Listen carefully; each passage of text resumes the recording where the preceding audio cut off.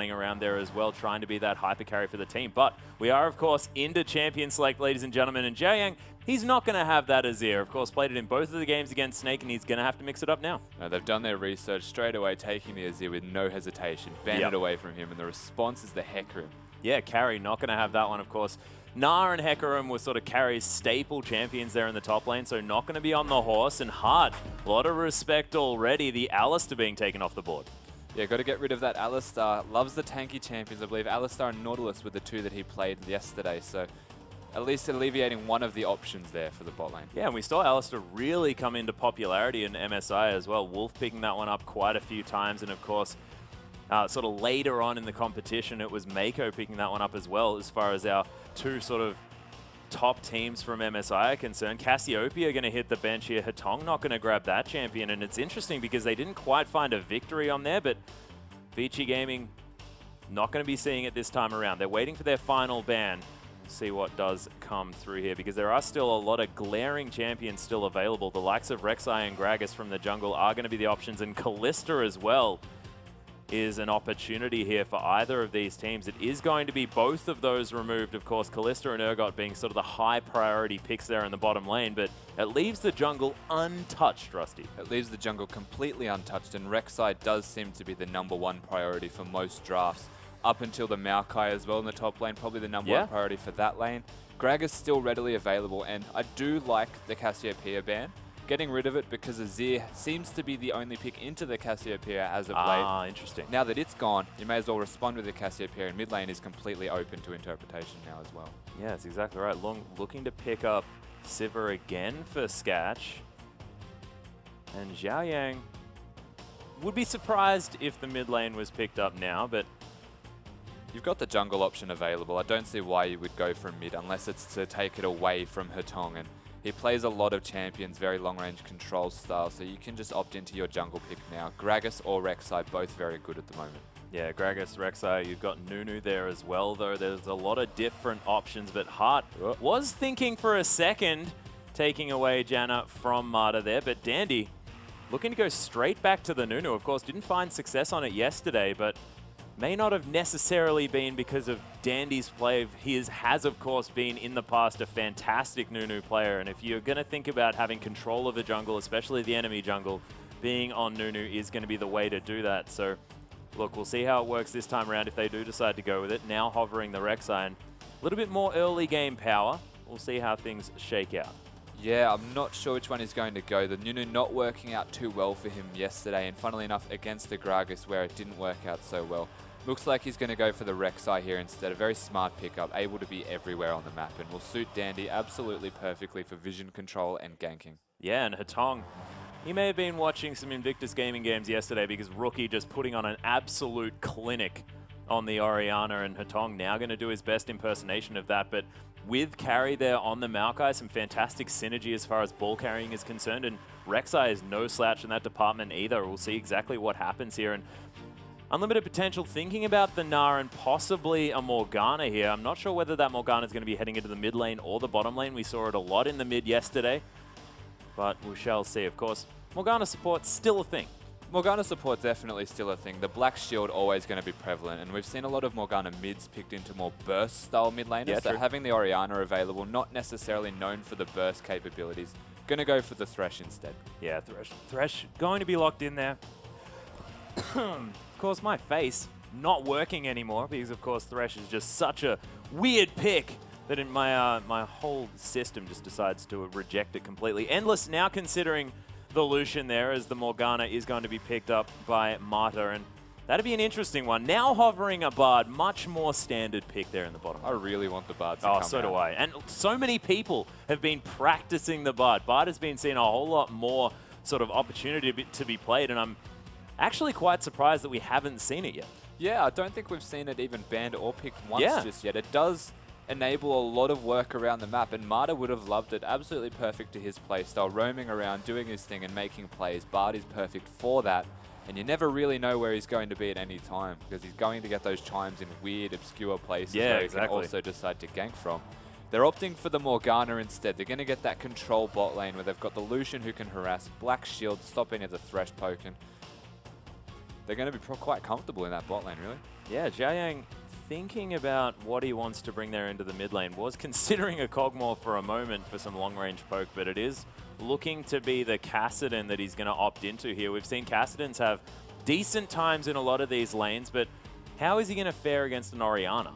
You're always going to get poked out against the Orianna, and you don't look at Orianna and say she has a lot of lane pressure. She's even hovering that cleanse, so it's not that she has a lot of kill pressure, but she's got that extra auto attack damage with every attack, and it even ramps up with consecutive auto attacks.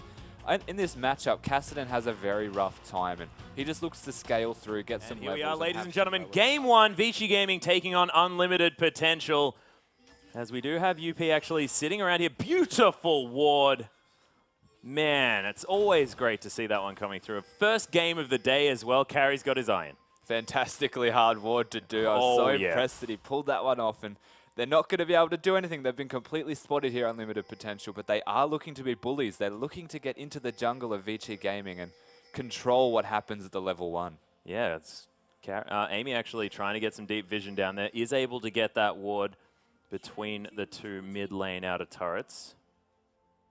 So not exactly sort of the lane swap scouting wards here available for Unlimited Potential. Weren't quite able to get deep enough there, but they do have a lot of deep vision around the Gromp and, of course, the mid lane.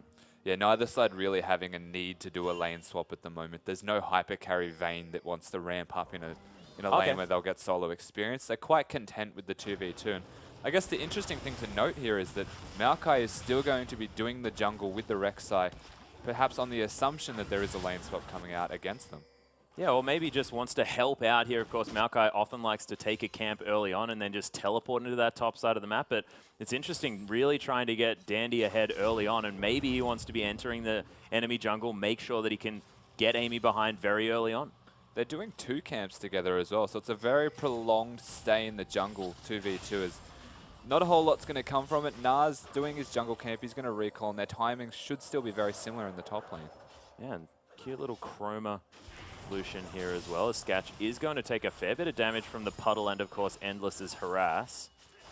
But Sivir, not going to worry about it too much, just wants to shove out this wave over and over again. You can see level 2 now hit by Marta and Endless. That Dark Binding is going to be available, and might see Morgana trying to get some things to happen here on the bottom side. But as far as a 2v2 is concerned, how's this one supposed to work out here for Vici versus Unlimited Potential, as the hook does actually land here? There's the Relentless Pursuit in, as Endless does not quite find the piercing light, but it is going to mean that Marta loses most of his health bar, but nothing else going to come of it. Well, you just saw the perfect example of how this 2v2 matchup actually goes. They're very able to kill a particular person if the death sentence lands, but the Lucian can always respond and just turn it back, as Eimy might even be looking for very early level 2 gank here. Yeah, he's looking for something, and it's actually going to be a ward to be put down from Marta. He might take a fair bit of damage here, but nope.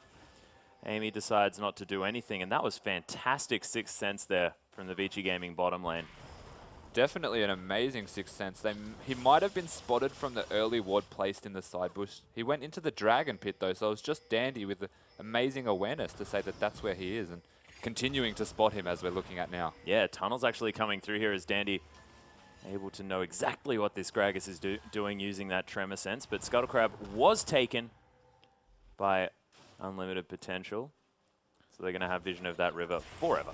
And this is really smart. Oh, Endless might be in trouble. My goodness, if that passive shot had have come out from Endless there, he may have actually been able to get that kill, but of course, with heal still available, didn't want to extend too far. And this is the troubles of the 1v1 if they leave the lane as they were. And this really expresses to the point I was about to make of Dandy with the pressure that he's consistently placing in the jungle of Unlimited Potential. Stealing away that blue buff, forcing Eimy to go somewhere else and get some jungle camps. The Kassadin has to rotate, and Kassadin does not want to lose experience. The bot lane, the Thresh rotated, and there's a gank in the middle. Yeah, Dandy actually does have the ball on him here as well. Jiayang down to about 300 health as Hatong able to add some extra damage to that one. But Dandy so far may not have necessarily looked like he's ganking any lanes, putting pressure on that way, but noticing the fact that Eimy was down there for the level 2 gank, said, okay, well, I'm going to take away your jungle, making sure that they capitalize from every slight misplay to come through from Unlimited Potential. And this is what we expect from Dandy. Exactly. One aggressive position. They spot him out. Gragas not getting a successful gank, and instead completely punished for the next 5 minutes as we've seen the jungle be invaded. Mid lane pressure placed down. That's all you need to do. Get some pressure onto a Kassadin. Maybe he'll start to either bring the Gragas mid to respond to that, or he'll just start to lose a lot of health because the Orianna can freely auto-attack. And it's starting to work. Not massive amounts of kill pressure, but it's still very relevant pressure across the board here from Dandy, and so smart. Yeah, and sending Eimy to the mid lane there with Zhayang as well didn't net them anything whatsoever. It was Patong able just to chill towards his turret, but not even let the minions crash in there, so no pressure added to the mid, even with 2 people. Yeah, and he was confident enough to continue to farm, managing to freeze it. Perfectly done from him. And everything right now at this early stages, though it's not translating into a gold lead worth talking about, the Gragas is starting to get starved, and Dandy's starting to ramp up his vision more aggressively and controlling the jungle and where Eimy is. Yeah, well, it's exactly right. And Endless and Marta now having some free time in this bottom lane as well. Marta going to head back and possibly pick up that Sightstone and, of course, the sweeper there as well, as Endless does have the pickaxe to the double longsword here available from Skatch. But Skatch sort of forced to go back there just before and didn't really get anything, just got some consumables on top of these double longswords that he's picked up. Looks like it might be the Ghostblade Sivir to be picked up, as Carrie's actually going to get gnawed into the wall here on the top side of the map. Misses the Arcane Smash here as well, as Loong's going to head back into his previous form. Dandy finding his way around. Loong looking for the dive as he bounces forward, but Carrie turns it around. And man, that was so close, but beautifully played. I believe he was going for an all-or-nothing play right there, knowing that Dandy was just around the corner. Oh, yeah. Didn't get the bounce or anything to speak of to be able to secure the damage, and just enough mana from Carrie to be able to turn that around with the smash and stopping any forms of damage, getting the first blood. No assist to the Rek'Sai. It's a mini win within itself, I suppose, but first blood to a Maokai. Yeah, really beautifully done, and able to head back to base, pick up that Catalyst as the first item here is Carrie, and even has some boots for himself as well. Hexdrinker looks to be the option from Loong, wants to have a little bit more ability to bully that lane out, but of course Hexdrinker just such a fantastically gold effective item here for that top laner. If we have a look at the jungle though, Dandy doing the Dandy thing here, just continuing to have control of that jungle situation and just farming it up, making sure that he's ahead of Eimy. Yeah, and early pink wards, we just saw them clearing as the aggression starts to come out in the mid lane. The fact that they're placing pink wards that aggressively that early is the perfect sign of what's to come and where he wants to be from here on out in this game. And usually you'd see a pink ward more in a neutral or defensive position to deny them vision.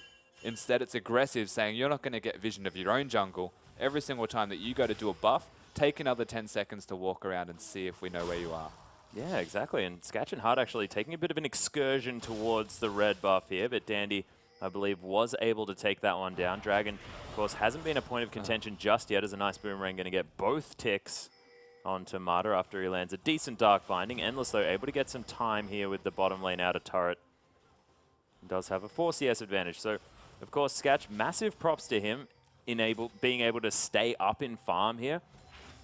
Considering the fact that he's had a rough laning phase. Yeah, he has had a bit of a rough laning phase. Bringing Thresh away for a lot of pressure in other spots of the map has left them in a more of a 1v1 situation where the Piercing Light's very strong and very able to beat out a Sivir who is not always going to be able to react to a spell shield in time. Yeah. And the pressure that Illusion provides, I don't think there's a big range difference, but you're able to outplay the boomerang. It's much easier to dodge and allows you, as we're just seeing right now, trades going so well in the favor of Vici Gaming. Yeah, Dandy was down here just for a moment, but nothing going to come of that one as Skatch is going to have to wander through the puddle here just a little bit. But just going to take away a Scuttle Crab here, and everything's sort of a little bit slow at the early stages. No early dragons going to be taken thus far. Nothing really to speak of here, just both of the top laners now back into a different dynamic, as Loong did actually sacrifice the first blood. Carry now with that Catalyst is going to be immovable here on the top side of the map.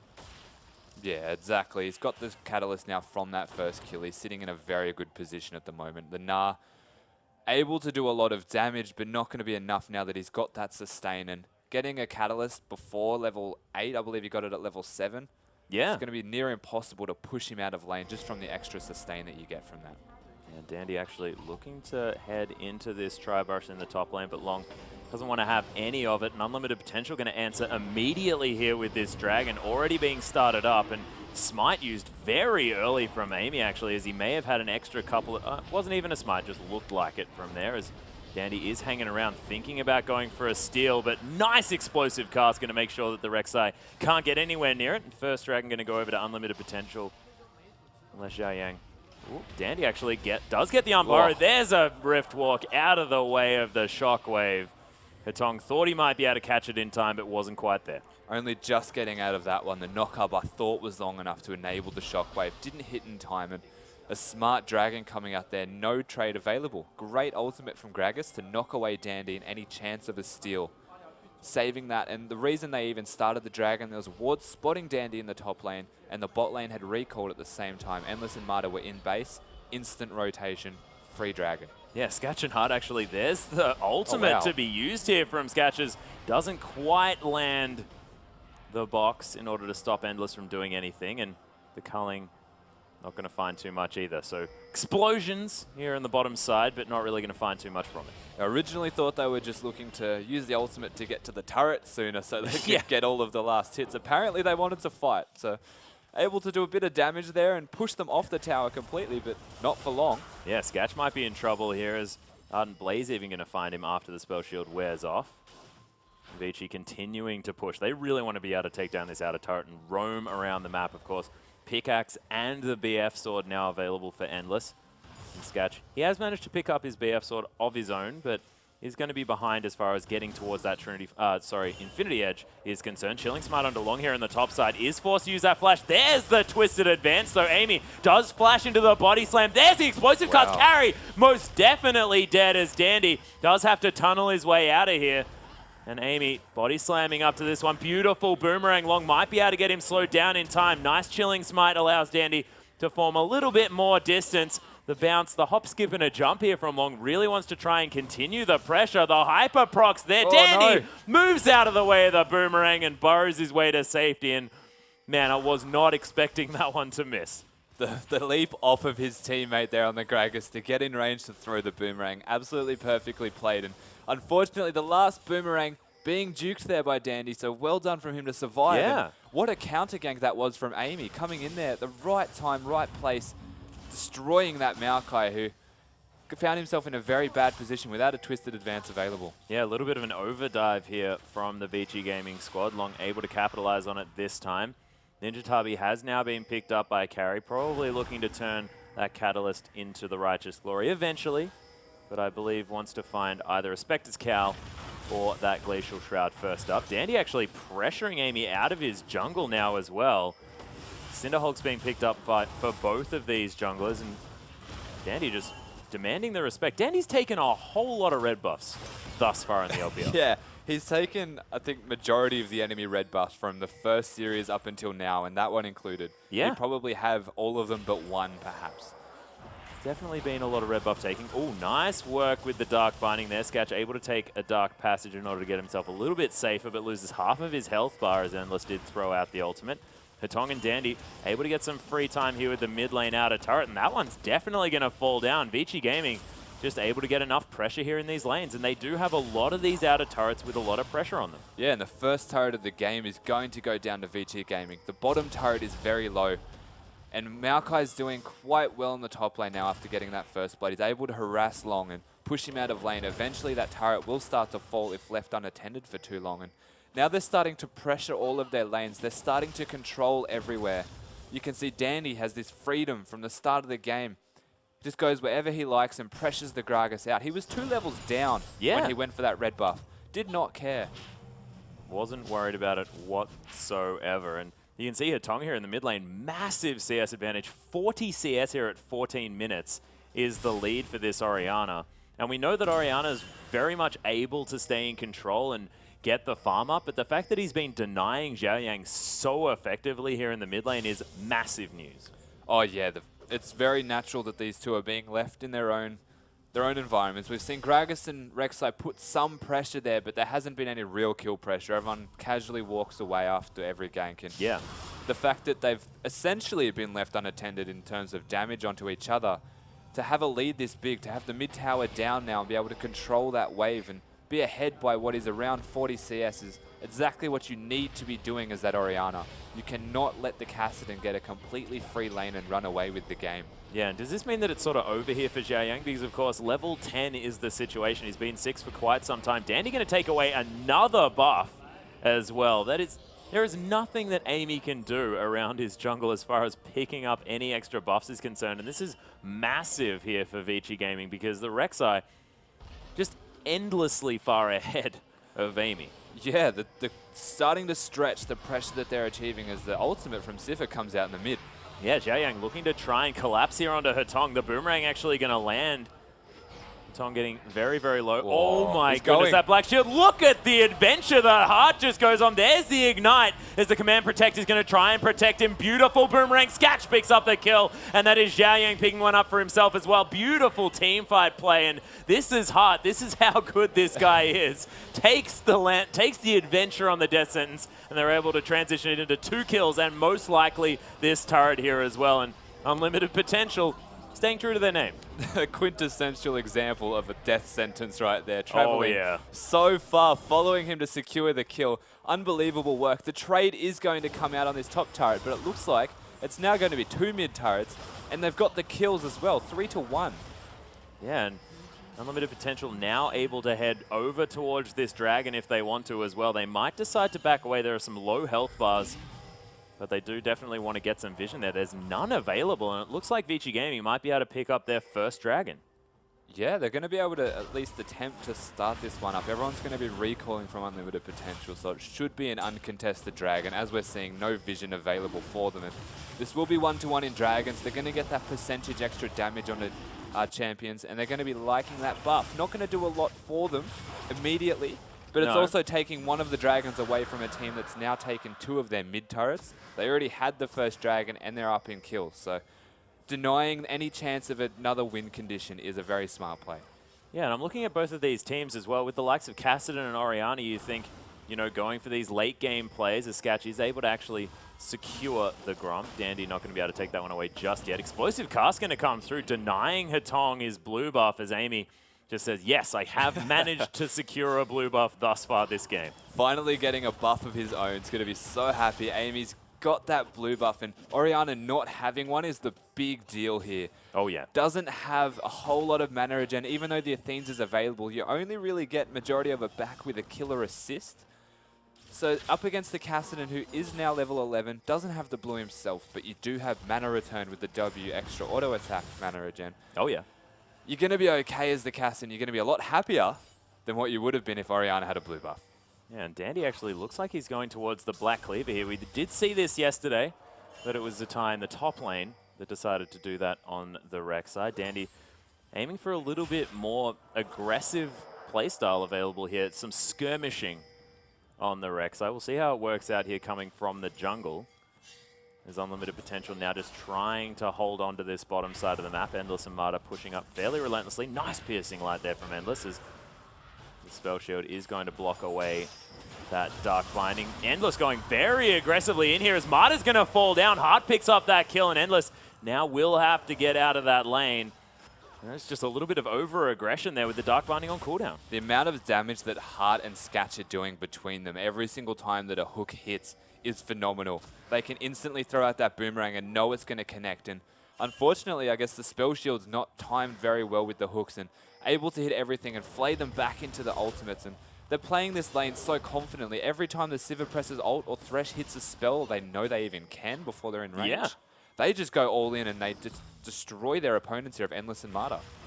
Yeah, Eimy actually is going to get spotted there by the Tremor Senses. Dandy is going to try and take down this Gromp.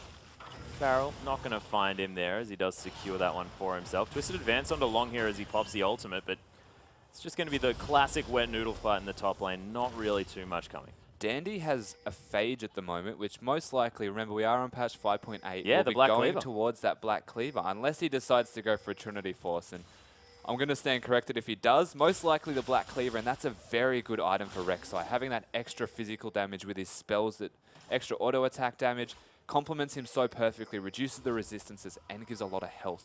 Works perfect with Cinderhulk. Yeah, it really does work well with the Cinderhulk, and does sort of give Rek'Sai the ability to have a bit more skirmishing power when you have sort of foregone the warrior enchantment option. Yeah, definitely. Now you've got that extra ability to trade the resistances of your person that you are fighting against, especially if they're tanks, because it reduces by a percentage amount. They get absolutely shredded. And the fact that most people that you're going to be fighting, if it is a skirmish, are going to be tanks in a 1v1 situation, whether it be the jungler of Eimy or the top laner of the Gnar, you're going to be it's more possible for you to win a trade, I should say, in a 1v1. Yeah. And you also, I mean, it's going to reduce their resistances here so that Endless can do a whole lot of extra damage at the same time, sort of double dipping there a little bit as blue buff is going to be taken down. Does reset itself. Xiao Yang really wants to be able to pick that one up, but it is now back up at full health, and Dandy, waiting in the wings, wants to be able to steal away another one. We'll see whether Vici are going to go aggressive here onto this one. Unlimited Potential have been able to win a whole lot of the team fights here as blue buff is going to reset again. I'll just get it done. Sort it out. There it is. Unlimited Potential. Lock that one down.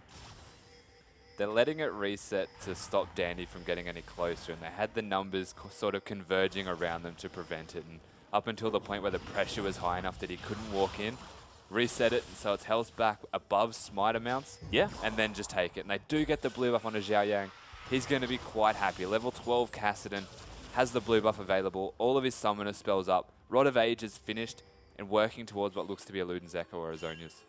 Yeah, he's definitely heading that way. I have to think that it probably will be that Zhonya's Hourglass just so that he can get in amongst these team fights with a little bit more impunity heading into this one. But I have to think that Hetong, he might be going towards that Luden's Echo. We've been seeing it picked up a whole lot more on the Orianna. Yeah, we have seen a lot more Luden's Echo from champions with low spell cooldowns and just good scaling damage. It does so much for them, and you can put that with the death cap. Having an extra plus 120 ability power item, it just does wonders for late game carries. Yeah, well, exactly. And Orianna, no slouch there in the late game, so we'll see how this one is going to work out for Hetong, who's continued to have a fantastic CS advantage, but hasn't really transitioned that into any teamfight victories just yet. Of course, the power trough of Orianna, something that's very, very well known. When you've just got that one item in the Athenes, you're not going to be really doing too much, as Endless looks to try and get some damage down with that culling, but doesn't really find it, and UP not able to get that turret down just yet. No, but they are very available and able to do any strong rotations as a team right now. They've got the comp for it. They've got the Sivir Thresh. Gragas can use that ultimate, and they've got a Kassadin who's now a high enough level to be jumping around the battlefield like it's nobody's business. And they've now got the capabilities in them. Gnar's going to be split pushing because he still has the teleport available, but now's a good time for them. They've hit a power spike just in terms of knowing that Orianna is in the trough. The capabilities of what she can do is a lot less. Whereas the Kassadin consistently ramping up from this point on. They're able to do any rotations that they opt into from here on out. We'll see whether they are going to be successful here, as it does look like Unlimited Potential looking to start off this dragon. Will be their second one. Vici Gaming hanging around the area though, and we'll see whether a fight is going to break out here. Carry has found his way into this fight. There's the ball right on top of the dragon. Eimy might find himself in a slightly uncomfortable position here in the back of the dragon pit. Death Sentence doesn't land. And Vici now with positional control. Carry right in amongst the fight. Beautiful now on 3 members. That's a 2-man shockwave. Immediately Hart gets eliminated. Dandy trying to escape from the fight, but Eimy is going to take him down. Xiao Yang might be his time to fight through this one, as that's a double kill for Eimy, and Skatch able to sort himself out. A kill carry over the wall, is able to secure that one, but finds himself the last man standing on Vici Gaming in this Unlimited Potential squad. Their team fighting is beautiful. And that works so well in their favor, baiting the dragon fight, getting them all into a position. Unlimited Potential had realized that they can fight. They recognize the fact that they are stronger. They've got that Kassadin ramping up. Orianna's Shockwave only hitting 2 people, and it was the Thresh of Heart and the tanks of Loong. And Loong hitting an amazing ultimate to start it all off as well, turning that fight around. Everything just went so well from their Kassadin, getting straight onto Hetong, and Dandy. Oh, didn't quite manage to nail the steal here, as Dandy's trying to get some damage down onto Eimy and Xiao Yang. Of course, very low mana bars, but doesn't secure the dragon, nor does he manage to stop anyone from being able to get out unscathed. And this is a great start to their first game of this series, Unlimited Potential. Being the sister side, everything to prove right now. Oh, yeah. Just promoted themselves up into the LPL, and here they are, 9-3 up, 5k gold ahead of what was their original main team.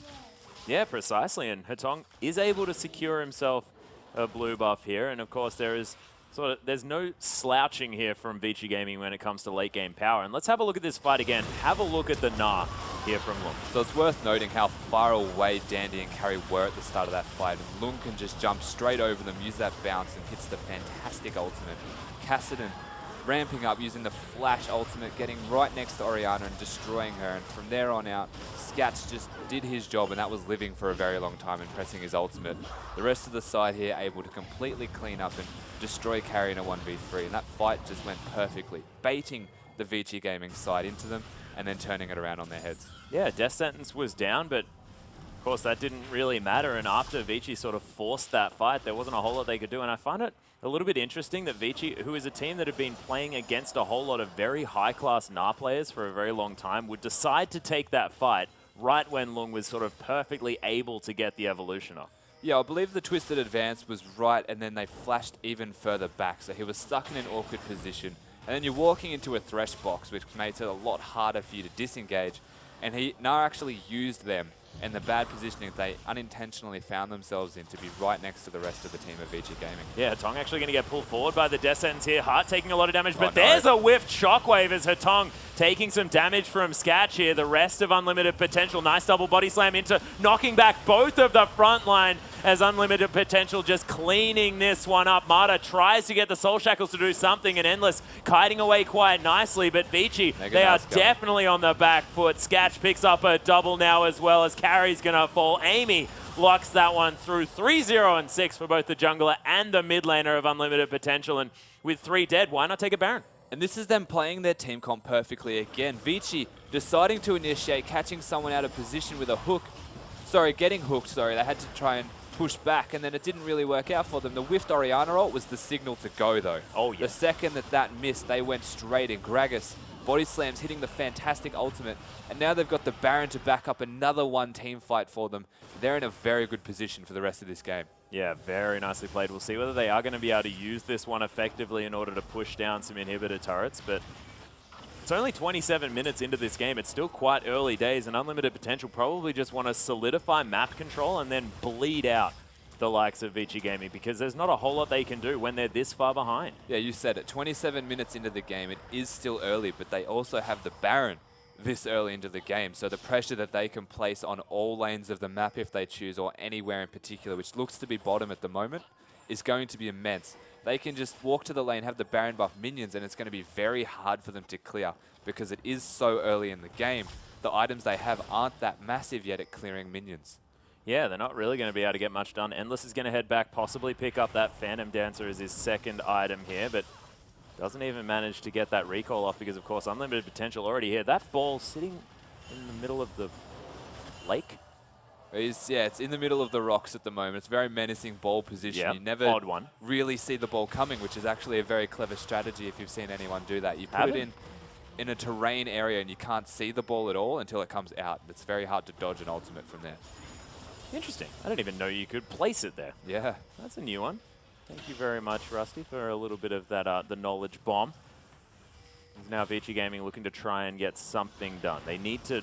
I don't know whether they're going to be able to win a team fight, but it's going to take a massive, massive play from Hetong to land that Shockwave exactly where he needs to in order to get this one working out, because this is what Orianna's sort of fall into the trap of. It's being sort of having this ultimate that can be such high impact, but if you don't land it, you're not doing anything. Yeah, they're going to have to rely a lot on the Shockwave hitting many targets, but it's going to come down to picking someone, most likely with the Morgana binding, onto a high priority target, such as your Kassadins or your Sivers.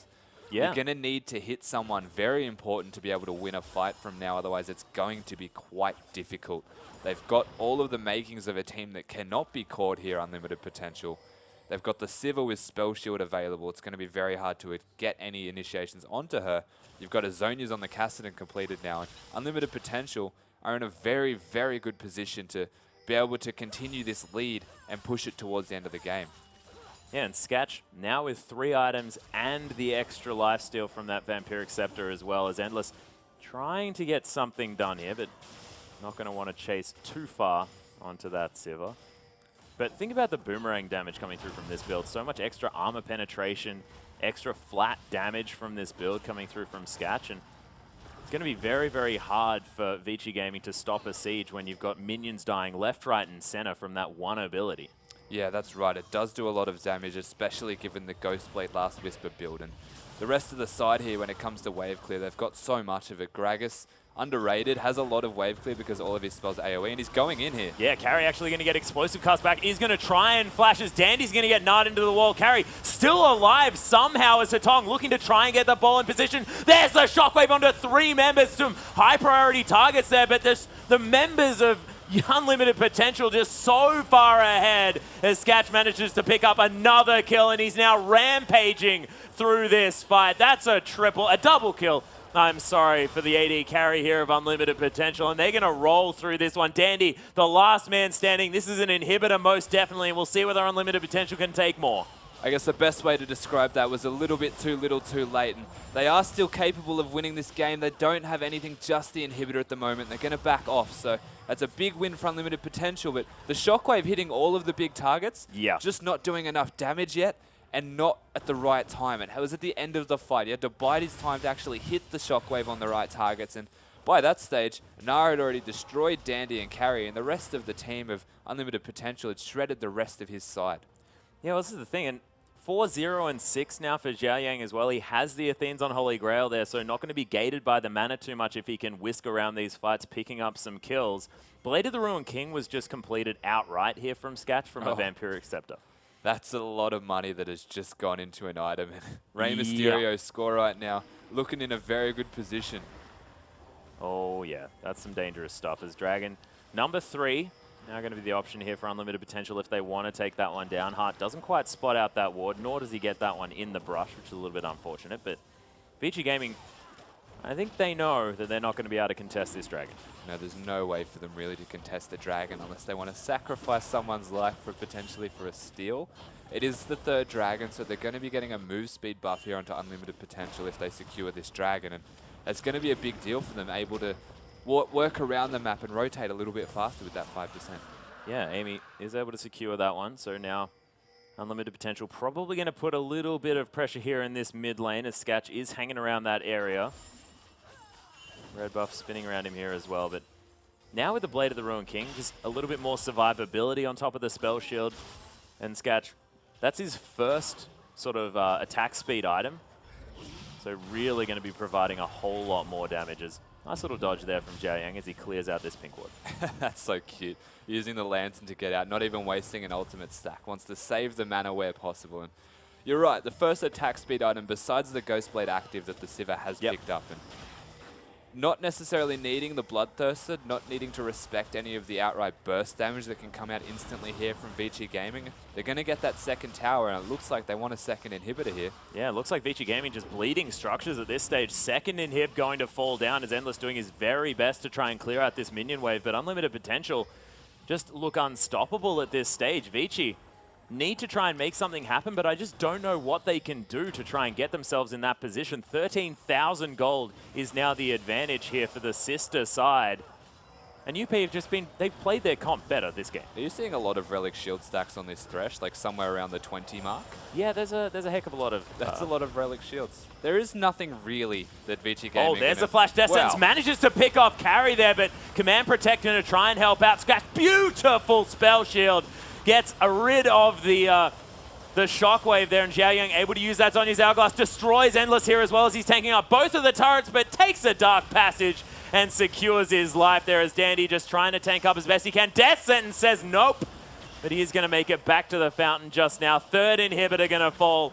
Unlimited Potential. They have super creeps here heading into the base. Carry and Dandy, not a whole lot of damage available. And Hatong, not exactly the tankiest man, but Heart's Thresh has been so good this game. Carry, last-ditch effort here into the back line as Dandy does get the knock-up. They take down Skatch, but here's the teleport to come in from Loong. Members are dying left, right, and center, though. Vici still with some fight left in them as Eimy, he's diving very, very deep onto this. Marta now back alive again, and Dandy, he's very healthy now. Just tunnels underground, able to use that passive to get his health back, and Hart and Long, they're still in the base here as Meganar is going to come in here as well. The Crush and Bounce combo is going to be used, but Vici, they're putting so much damage into this Gnar, and he's doing so much work. Beautiful triple stun with the wallop, but Twisted Advance is going to keep him into the base. Endless with some DPS, but there's another Dark Passage. Man, give Hart the MVP for this one. That's some beautiful play thus far. He has been playing exceptionally right now. All of the hooks hitting, and it looks like the mini game is about to begin. Can Vici Gaming stop these minions, or is it too little too late? Yeah, this Nexus is definitely going down incredibly low. Endless trying to do what he can as Vici are trying to tank up the minions for themselves. It is so incredibly low. I don't know whether they're going to be able to do it here as Dandy. He's hanging around. Come on, guys. Can you do it? Can you do it? Can you save the Nexus? I think they have.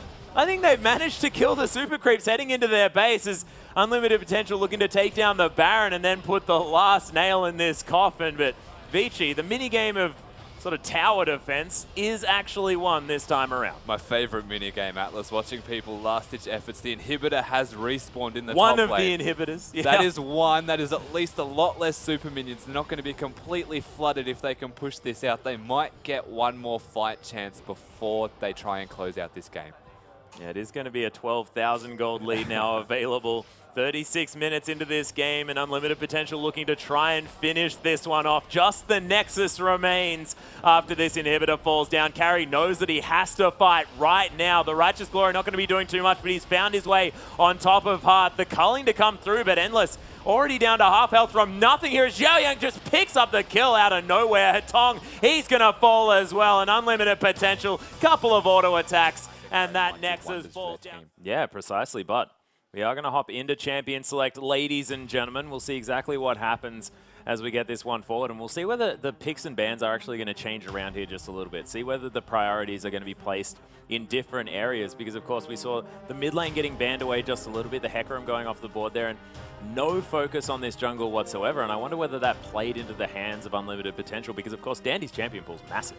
Yeah, and they did give him the Rek'Sai, which you thought might be a small mistake. Dandy loves that champion, and we saw how much pressure he was placing across the board. But by the end of the game, the Gragas was still a big force to be reckoned with, and he was still the big fat man that we know he is. And so much work, and they've opted towards the similar bans, at least at the start of the last banning phase. Yeah, well, of course, the Cassiopeia is going to leave the table here, so Atong not going to be picking that one up, but Kalista a little bit further down. Vici Gaming want to take that one away immediately. And Unlimited Potential waiting a little while before really focusing in on what they're going to do. And if you were Unlimited Potential, what would you be taking away from Vici here? Because, of course, you may as well try and focus on getting the same situation again. Yeah, you don't really need to adjust your bans by any means, because what happened last game was what you wanted to happen. You came out ahead. If it ain't broke, don't fix it. Yeah, if you don't need to ban a jungler and you can target ban and still come ahead in a game, you don't really need to. And you can see the adjustment here from Vici Gaming is to get rid of the Gragas. Gragas was definitely a massive point there, and no matter how far Vici put him behind, Eimy was able to make it happen. So, look, just remove it, force Eimy to play something else. Unlimited Potential now with the last ban option. Urgot is still available. Definitely a worthwhile ban there if they decide to take that one off the board. There is also the possibility of the Rek'Sai or a Sejuani, as we're seeing, being banned in response because the jungler has been taken away from them. Now you have to either ban the Rek'Sai or a Nunu, or you can opt to give them one and you pick the other. It's a big decision that needs to be made. Do you want to get rid of the Urgot, perhaps, that has been banned in the first game, or do you want to keep it so that the Urgot is available? Make them first pick a jungler, for example, such as maybe that Rek'Sai that they do want, and then you can pick Nunu and Urgot in the one rotation. It's a very, very big decision with this next ban. Yeah, we'll see what they do. I actually would like to see them not ban away the jungler here. The Kassadin is going to leave the table. Azir is still available as well, which was a ban from the previous game. Of course, Xiaoyang very comfortable on that one, but Vici Gaming, they don't want to see the Kassadin this time, and it means that Xiaoyang able to pick up the Azir, more than happy to first pick it away. Does give Dandy sort of his pick of the litter as far as these junglers are concerned, and Carry could even play Rek'Sai in the top lane if he wants to take Nunu. Well, yeah, he definitely could, and they have the option of, I suppose, taking the Rek'Sai top Nunu jungle and leaving him with barely anything available across the board here for junglers. And yeah, sort of forced onto the Jarvan, perhaps. Yeah, but either way, I wouldn't be surprised if they do pick up a jungler. The mid laner has been picked from Unlimited Potential, so I don't think it'll be the Riven, but they may look towards the Gnar, perhaps, with the Rek'Sai or the Nunu to take away from the top laners. Or Alistar, which we have seen a lot of bans. Yeah, banned actually away from Heart, so now they're going to pick that one away as well. Dandy thinking about heading over towards the Nunu, which is going to be locked away. Eimy, few options here, but Rek'Sai is, of course, still available. He can head onto that champion if he wants to. Zhaoyang, we'll see whether they're going to lock away the top laner here or whether they're going to pick up sort of a jungle and support combo, maybe save the AD carry and the top laner until the last couple of picks here. I know Eimy does like a bit of Lee Sin, I have been informed, so... Well, that's true. He has the option of picking that. Up into the Nunu, it's interesting because the trading is quite even. Nunu doesn't take the damage, but they do opt towards the Rek'Sai. They want to get that away. And the Urgot, very smart, strong AD carry pick. Yeah, sort of Urgot went a little bit unnoticed there. Did get banned away in the previous series, but Skatch does have the opportunity to pick that one up if they want to. Vici Gaming now. Do they just go to a Sivir? Well, it looks like he will be defaulting to a Sivir. That's a very good assumption to make. It does well into the Urgot at the very least. Able to spell shield or push the Urgot into lane, into the tower, make him waste all of his mana in the laning phase. And the Nara is being hovered now. I do think it'll be that taken away. That or the Maokai most likely is the top option. So we'll see what they go with here. And if they go for another AD carry that isn't the Sivir, they'll most likely be going for a lane swap. Yeah, well, we'll see what does come through there, but Carry, of course, has played a heck of a lot of Nara in his career thus far. More than happy to lock that one away. Force Loong to play something that he may not necessarily be as comfortable on. He has already played Jarvan and the Nars. So we'll see whether the full AD with an Infinity Edge Jarvan is going to head into that top lane. Man, that was such a cool build. I loved it, It was so much. A phenomenal build. Loved it. But Hart thinking about what he wants to grab here, and with Skatch hovering over a Draven, I don't know where Urgot's going. Let's not counter eggs till they hatch at the moment. Let's see what they plan on doing. They have been hovering a lot of different champions, the Bard being hovered again. We're still not sure what they're actually going to lock in. They're like waiting until the last second. Yeah, damn, I was so excited for a potential top lane Urgot. Not going to happen this time around, though, as long as he's going to try his hand at the Rumble, picking that one into the Gnar this time around, going for a little bit of mid-game power. And with Urgot and Rumble and Rek'Sai, that is so much power in the mid-game, and then you've got sort of the late-game insurance of Azir. Yeah, and they have a lot of scaling damage as well. The Azir Rumble do a lot in the late game. Urgot, and even a Rek'Sai just does a lot of damage. You've got a big front line, very well-rounded team comp that seems to do a lot at almost all stages of the game besides the level 1 to 6 phase. We're still waiting for the last pick here for Vici Gaming, but the 4 members they have, none of them really going to die anytime soon either. Yeah, well, it's true. We are possibly going to have some fairly drawn-out fights, and there are some alarm bells going on in my mind here as Hatong locks away that Vladimir, because the duo of Vladimir and Nunu is next to 0 CC in that mid lane. Yeah, exactly, now I think about it. They don't have a whole lot of... Between all of their team, Gnar has no CC unless he's Mega Gnar. And then they've got the Alistar with the headbutt pulverize combo. And here we are, ladies and gentlemen, onto the riff for Game 2 between Unlimited Potential and Vici Gaming. Of course, all of Vici now sort of piling towards the opposite side of the map.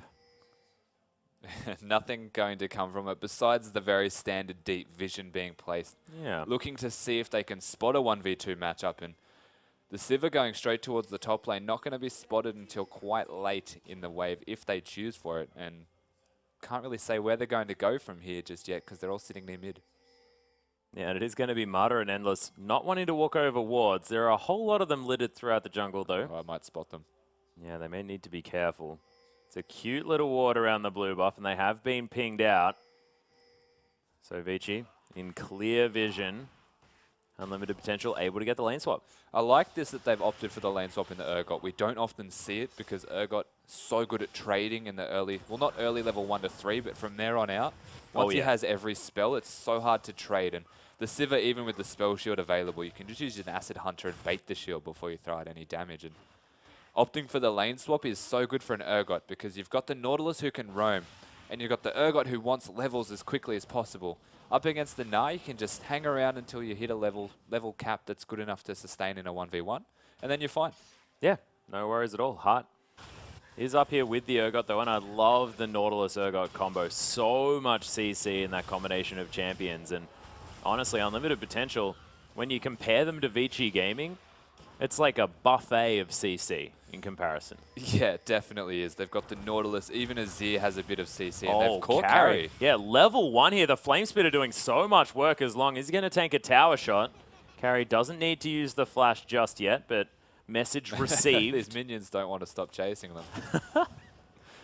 On an excursion. Skatch just saying, no, don't you dare take away my cannon creep. I'm going to need that. That's actually really good because it can freeze if they choose to. They've got the cannon just sitting on the side that they can just not put near the turret. Yeah. That worked out really well for them. And Endless not opting to hard push, but opting to push the minions to the turret at the exact same time and waiting for the Nunu to come back and maybe just clearing some waves before. So it looks to me as though Skatch and Hard are getting this tower down as low as possible. And big minion stacks on both sides. The difference is 1 against 2 and a dragon being started. Yeah, and Carry is down here as well, not wanting to teleport to that top outer turret, which has been sort of a death sentence for almost everyone that's decided to do that around the 3-minute mark. So intelligent forethought in not using that summoner spell in order to get some more experience from the minions underneath that one. It is going to be Dandy taking away this dragon at 4 minutes into the game.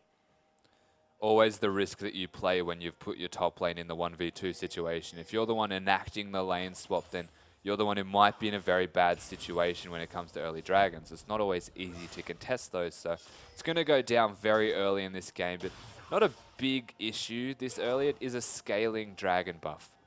Yeah, well, of course, it doesn't really mean too much for the squad of Vici Gaming right now, but of course, if they want to accelerate to a very early 5th dragon, it is a much more relevant situation. So if Vici can pull ahead in any way and get some control there over that one, the fact that their sort of amount of CC in a team fight might be a bit of a problem, may not necessarily be so much if they can get the snowball rolling. Yeah, that's very true. If they get 5 dragons, it doesn't really matter how much CC you have because you've got enough damage. Burn everyone down. Exactly, enough damage to burn everyone to shreds. Yeah, it is going to be 3 men strong heading towards this bottom side. Unlimited potential. Notice the fact that the dragon has been taken, I believe, as the dredge line just gets thrown out there by Heart. Spell shield just preemptively there as Skatch now going to put on some pressure here on the bottom side. And do you understand why Unlimited Potential probably swapped this one back? I guess the Urgot has hit that level 3 mark where it does start to have a bit more strength in a lane. Okay. You're against the Sivir, who is a very low-ranged AD carry of Endless, and he is level 5 though, so being the Urgot, you're in a 1v2 matchup until the Nautilus comes back, especially at the moment. He's being very aggressive, and 2 levels between them, you need to respect a level 5 Sivir's boomerang. Yeah, and Skatch, he has picked up a tier, but I mean, that is no combat stats at all. So the fact that Endless hasn't been back to base has not been punished at all from the item buys to come in from Skatch here. So it's interesting that Endless is playing so far back in this lane. It's fine that he did swap back. In fact, I don't mind it at all because he does have the tier available. He came to lane the level that he needed to at least sustain the lane and not get pushed out. So he's got the item he needs. He's got the level that he needs to sustain. And I believe that's what he's for the most part going to do, but here we are. Yeah, there's the flash pulverize there as well as Skatch's going to get exhausted, does use the heal, but Heart in amongst everything. The teleport coming in from the top lane is here as Loong. He's going to arrive first. Carry finds his way in, but Dandy picks up the kill. Mata, he's burning down, does manage to fall as Carry bounces over the top of Loong and picks himself up one as well. Actually, Endless grabbing that one for himself. Titan's Wrath onto Heart. But already his team's gone, and Vici with a much better beginning of this game. But, I mean, their beginning last time wasn't too bad either. Yeah, but this is much more kill-oriented in the beginning of a game. They're going to be able to at least zone away Heart from this turret and deny a lot of minion experience. Not going to go to Urgot. And level 6 to 4 already is the Sivir against the Urgot. The flash initiation from that Alistar as well, enabling so much work. And between, we said they don't have a lot of CC, but between the Urgot, I mean, the Alistar and the Nunu this early, exhaust going down as well. Very hard to stay alive. Yeah, Endless actually going to get caught up there from Heart, who manages to land that dredge line. It was very cute. I think that was completely blind. Just denying a recall. Yeah, it was completely blind as well. Just on a chance. Yeah, not bad. Endless actually going to find Skatch there, who lands a nice Noxian Corrosive Charge. Not going to find too much. Does have a Ruby Crystal now, though, so of course the current Urgot build of the Black Cleaver looking to be what Skatch is going to opt for early. Able to pick up the Phage, which is just a brilliant early game item. Just having the extra health, the extra AD, and of course the Rage passive, just so useful in these early trades. Yeah, being a low range AD carry, you want to stick to people as much as possible. So having the Phage will help a bunch. And it's going to work out quite well. This new Black Cleaver build is amazing on Urgot. Yeah, Xiaoyang able to pick up his blue buff here from Eimy as he throws that one over there. And Loong was able to at least take down the turret. Of course, Skatch had put in a lot of effort getting that one low earlier on, as Endless does manage to use that spell shield on one of the Acid Hunters, but still taking a whole bunch of damage. You can see how this early in the game, even with the tier available, Skatch runs out of mana pretty much straight away. So being able to spell shield one of the three is still one less hitting you. Yeah, and true. He runs out of mana within about 3 attempts of this. So this early in the game, it's a pretty good position to be in as a Sivir, and that's why most people tend to pick the Sivir into the Urgot, because you have the spell shield available. Your range isn't better or worse by any means, it's very similar, but you can sustain through an Urgot's early damage, which isn't that high, it's just consistent. Man, look at Carry. He's so incredibly low in health here on this mini Gnar at level 5. Eimy, he's going to take a boomerang there. As with the help of the long sword, Carry's able to get a little bit of damage down. Yeah, Carry in fact looking so squishy compared to even Endless. Yeah, he's looking very squishy. 830 health was what he had as the mini Gnar there. Look, he's putting the mini into mini Gnar there, Rusty. It's understandable. Patong might be in trouble. Of course, does have the pull, so Vladimir able to be pretty slippery. Yeah, blue buff as well being here on the Azir as the turret finally goes down for the bot lane. They denied as much as they could. Oh, and they managed to pick up a kill here as well as Skatch falls down. Dandy, I think, may have used a Blood Boil and thrown out one of the Ice Blasts, but that was just Skatch falling down. Yeah, I guess he overstayed his welcome. The tower was very low, and yeah, they'd been denying a lot. They decided now's the time to take it, and they took it. Urgot with them. Yeah, it's a different experience here. This game is Endless 2-0-1 now on this Sivir. Heart looking to try and get something done. Only level 5, doesn't quite have the ultimate available just yet. Eimy going to come through, unable to use his Void Rush to really get himself any deeper into this one, just because there's not a whole lot of turrets around this side of the map. And Vici, Dragon has respawned, and they're looking to try and set up a bit of a gank brush here. Heart might fall for it. He may walk into it. It should be warded by the Nautilus, or at least thrown an E out by the Urgot. They may still go there, but we'll see what Urgot... Ooh, unlimited potential. There it is. Yeah, Noxian Corrosive Charge does come through, but safety the pings go off. So they have been spotted out there just a little bit. It was a cute little plan by Vici. Nothing going to come of it. I really like the adaptation that Nunu has made here. Dandy is being very smart, staying bot lane pretty much since the last Dragon. Yeah. Sitting there just putting the Blood Boil onto the Sivir, denying as much as they can onto the Urgot. And there hasn't really been a rotation from the Rek'Sai to answer it yet, though the farm is massive difference between them. Yeah. 45 to 24. Nunu still has that kill participation, so he can afford to sit bottom and use the Blood Boil, make sure that Sivir is massive. And speaking of massive Sivers, while we're looking at the scores, 86 to 59 in CS and 2 kills. The items right now between them, just as big. Yeah, out of control. Only a Phage plus a tier to the BF Sword, Berserker Screeves, and of course the Avarice Blade there as well. Things going fantastically this game for Endless, as long as just hanging out with a pretty big enemy minion wave here on the top side of the map as Carry comes through just to try and hold this one off. Yeah, he's going to try and push it to the tower and stop Loong from freezing it as much as possible, but he's going to opt to back off because he's a bit pushed there. Eimy is not to be seen in the top area whatsoever. In fact, they've seen Eimy near the Dragon Pit, and they don't want any control of it, going in favor of unlimited potential. Vici want this Dragon. Yeah, Marta's just running around. I didn't know Cattle could move that quickly, but he certainly manages to. Endless, nice spell shield there. No corrosive charge is going to be coming down as just the cannon creep to go. And Endless, lots of pressure here, of course. If Sivir can do anything, she can push minion waves, and this inner turret is going down very, very quickly. Skatch doesn't want to spend too much time underneath that one. He knows exactly what happens if he does so. And man, Vici, lots of map pressure so far. Both outer turrets in the bottom lane have fallen down, and they're the only ones. It's crazy to think that the amount of pressure that is being placed in the bottom right now is essentially the only lane that has actually had pressure. Yeah. Logic almost dictates that a Rek'Sai should be there from start to finish to answer this, because there's nowhere else for the Rek'Sai to be, and all he has really been doing is farming. Yeah, it's 51 CS to 28. He's definitely been farming. You can say that again, but sort of hasn't really netted them too much. Is Vici going to be able to take their second dragon here at 12 minutes into the game? Carry just bouncing over the top of Hart, who wants to find the stun. There it is, as Zhang, he heads over the wall at the same time. Roll. There's the depth charge. Eimy flashes forward, wants to try and find the knock-up. There's the equalizer, and Carry is most certainly dead. That was so many abilities just to kill that Nah. They made sure that he was dying, and they do get him in the end, so they managed to pick up a kill, and it's going to stop them from wanting to get the mid turret, and I'm saying that as they rotate towards what looks like to be either a bait for the Urgot or the bottom turret as a team. Siva's probably going to ult now.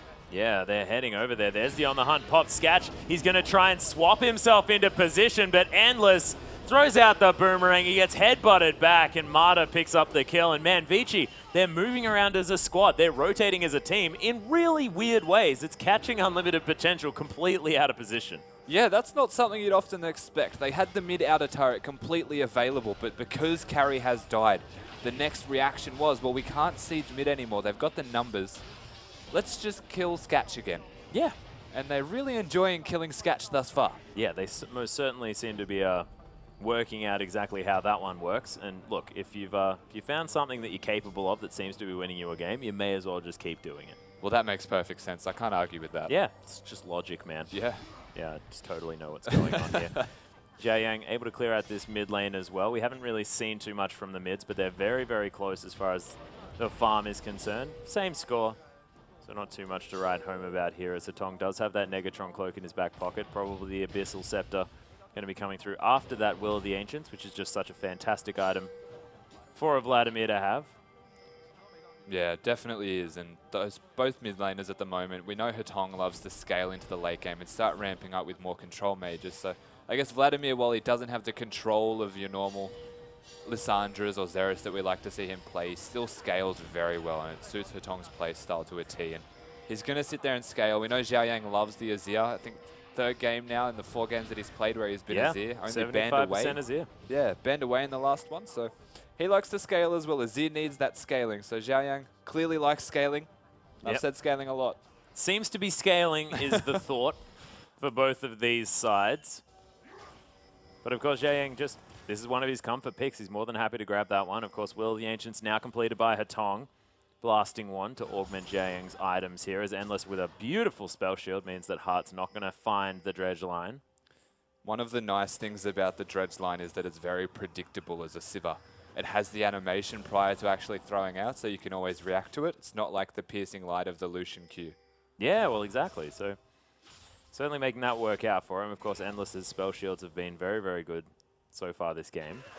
But Vici with a slight lead, but not really much to write home about. And is it a mistake leaving Endless here in this bottom side? But Hatong, he's going to get ultimated here. There's a really nice emo Plague as Jiayang able to take a fair bit more damage there from that. But in the end, not going to find too much. The teleport was started there from Long, but then cancelled. And Carry followed his one through. Vici now going to flash forward. There's a flash snowball as Hatong picks up Jiayang. And Eimy, you're dead as well. Hart in so much trouble. Tides of Blood not going to quite find him as Vici. They are able to take down their next outer turret here, and it looks like Endless has discovered the mid lane, and that is bad news for unlimited potential. Yeah, especially because there is a tower in the mid lane, and they ever loved pushing towers as a Siva, especially with the Blood Boil from Nunu. And they just had the numbers advantage. If you were Long right now, you'd probably be regretting cancelling the teleport. You needed to kind of be there to use your equalizer, and unfortunately, the Carry continuing his teleport, I should say, managing to come in, having the numbers advantage, and not hitting an item spike, but just being so far ahead in items over Skatch is Endless. The amount of damage that they're doing is comparably so much greater that they can continue to just convincingly push objectives down. It's now 4-1 in turrets and 6-2 in kills. Yeah, and Skatch not even with the mana mune completed just yet, so none of that extra mana translating into sort of extra damage whatsoever. Hatong finds his way back into this lane here at the same time. 1-0 and 2 now with a CS advantage, and you can see more than happy to go aggressive here onto Jiayang. Yeah, it's quite difficult for the Azir at this stage to just consistently trade with the Vladimir because of the sustain that a Vladimir has. It goes without saying that if you do prolonged amounts of trades, it's not going to work in your favor against the Vlad, so you need to bide your time and show respect to his damage until you're going to all in him. Yeah, just certainly make sure if you're going to be doing damage to Vladimir, chunk him out completely. and then send him to the death chamber rather than give him time to just transfuse his way back to health. Loong does get a ward over the side here as Hart looking for the dredge line, doesn't find it as Chilling Smite onto Dandy, going to slow him up just a little bit. But Loong very, very slow now after that snowball came in, and Endless doing a lot of damage with the auto attack reset. But the outer turret is going to fall down. Carry possibly going to answer with the tower in the top lane and does immediately. So that's a 1-for-1 trade there as far as these turrets are concerned. 5,000 gold still the lead here for Vici. 2 dragons to 0 as the dragon is going to be up in another 40 seconds. Vici probably want to pick that one up as well. Really keep this 5th dragon as a win condition available to them. They definitely want to get this 3rd dragon. And Carriol thought he might have started a recall after getting the turret, so that he can rotate and get back here, but instead he's going to push it to that turret before recalling. Rumble has to answer now, and with Dragon up in 20 seconds, Na's going to get there right on time. Yeah, making sure that someone has to be in that top side of the map, and of course Loong doesn't have the teleport available just yet. Marta heading back to base now after getting some wards down, as Loong is going to hold this one off the turret. With Eimy, does have Void Rush, so of course can get around that dragon pretty quickly, but there's only 1 turret available to, tunnel, sorry, available to him to teleport to. It's in a weird spot, isn't it? It is in a very weird spot. In complete vision. UP actually with a lot of deep vision here available to them. They'll know exactly what Vici are doing when they do head around there. This should most likely be an uncontested dragon, solely because of the fact that Rumble doesn't have teleport. They're out of vision at this point. Yeah.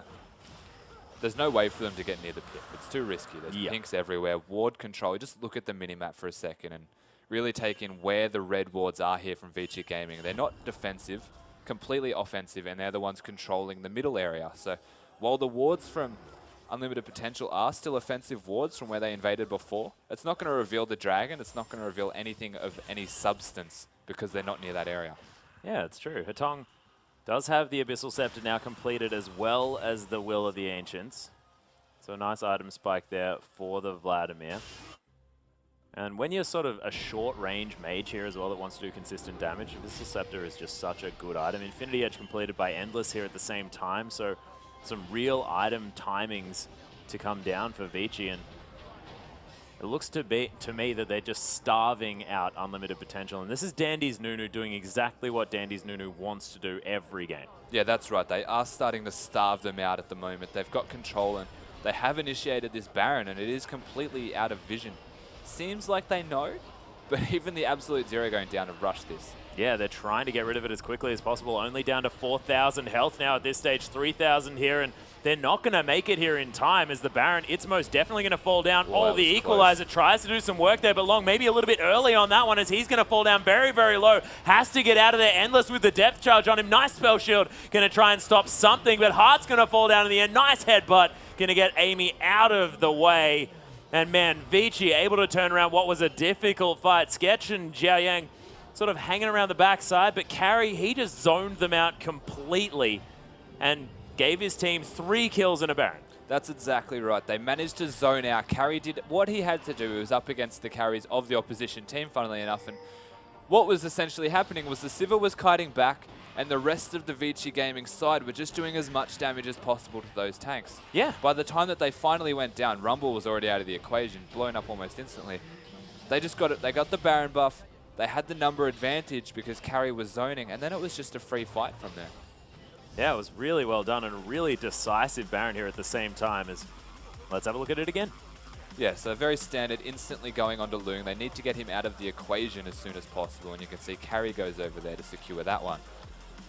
They have Sivir using the spell shield smartly, and the rest of the side of Vici Gaming just kiting back and keeping the Sivir alive, the biggest damage source there. And all Carry had to do was sacrifice himself for as long as possible to save his Sivir.